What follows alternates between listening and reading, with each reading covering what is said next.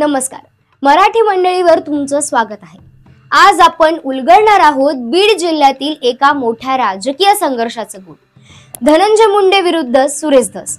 महाराष्ट्राच्या राजकारणात खळबळ उडवणाऱ्या या संघर्षामागे कोणती कारण आहे, कोण कुणावर कुरघोडी करतंय आणि यातून कोण नवीन रणनीती आखतंय, चला पाहूया। मित्रांनो, सुरुवात करूया एका धक्कादायक घटनेपासून। मस्साजोगचे दिवंगत सरपंच संतोष देशमुख यांच्या निर्गुण हत्येपासून। सरपंच संतोष देशमुख यांच्या निर्गुण हत्येने संपूर्ण बीड जिल्ह्यासह महाराष्ट्र आदरला। तपासाच्या ओघात वाल्मिक कराडसह एकूण 9 जणांवर मकोका लावण्यात आला। पण खरी राजकीय चर्चा सुरू झाली तेव्हा जेव्हा भाजप आमदार सुरेश धस यांनी या प्रकरणाचा धागा पकडला आणि बीड व परळी गुन्हेगारी प्रकरण बाहेर काढण्यास सुरुवात केली। धनंजय मुंडे यांच्या जवळचा म्हणून ओळखला जाणारा वाल्मिक कराड या प्रकरणात असल्यानं मुंडेवरही शंका घेतली गेली। धस यांनी आरोप केले की आकाचा आका या शब्दात धनंजय मुंडे यांच्यावर अप्रत्यक्षपणे निशाणा साधला गेला। पण या मागील संघर्ष आणखी गहिर आहे असं देखील बोललं जातंय। आता या संघर्षामागचं खरं कारण पाहूया।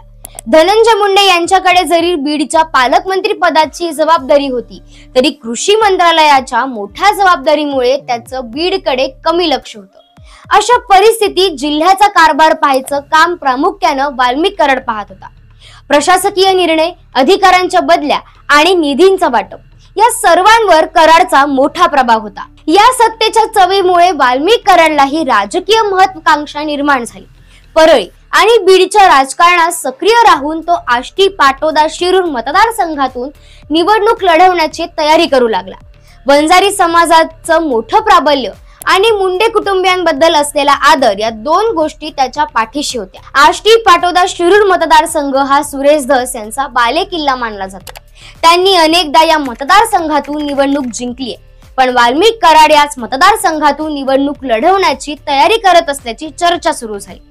मात्र महायुतीने निवडणुकीत सुरेश धस यांना तिकीट दिलं आणि त्यांनी मोठ्या मताधिक्यानं विजय मिळवला। यामुळे धस कराड संघर्ष अधिक तीव्र झाला। याच दरम्यान जमिनीच्या वादातून सुरेश धस यांच्या पत्नी प्राजक्ता धस यांच्यावर अॅट्रॉसिटीचा गुन्हा दाखल झाला। धस यांना वाटत होतं की हा गुन्हा वाल्मिक कराडच्या सांगण्यावरून करण्यात आला।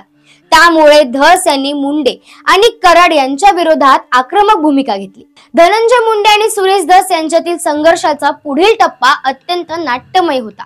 सुरेश धस यांनी एका पाठोपाठ एक आरोप लपवत धनंजय मुंडे आणि वाल्मिक कराड यांना अडचणीत आणण्याचा प्रयत्न केला। त्याच वेळी संतोष देशमुख हत्या प्रकरणात कराड आणि धनंजय मुंडे यांना आरोपीच्या यादीत समाविष्ट करण्यात आलं। धस यांनी या प्रकरणाचा उपयोग करून आपला वैयक्तिक आणि राजकीय स्कोर सेटल करण्याचा प्रयत्न केला।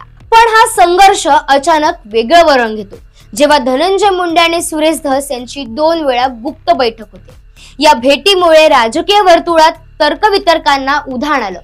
या भेटीवर उपमुख्यमंत्री अजित पवार यांनी प्रतिक्रिया देताना सांगितलं की कोणी कुणाला भेटलं तर त्यात काही गैर नाही, राजकारणात सुसंस्कृतपणा असतो। पण ही भेट खरंच राजकीय समेटासाठी होती का, की यात काही वेगळे डावपेच आखले जात होते? या संघर्षात कोण कोणती नवीन रणनीती आखतोय? वाल्मिक कराड पुन्हा निवडणुकीसाठी तयारी करतोय का? धस मुंडे वाट मिटेल का, की आणखी चिघेल? आणि बीड जिल्ह्यातील पुढील राजकीय समीकरण कशी बदलतील? या राजकीय घडामोडीविषयी तुम्हाला काय वाटतं? तुमच्या प्रतिक्रिया कमेंट मध्ये नक्की सांगा आणि मराठी मंडळीवर नवीन असाल तर सबस्क्राइब करायला विसरू नका। व्हिडिओ आवडला असेल तर जास्तीत जास्त शेअर करा। धन्यवाद।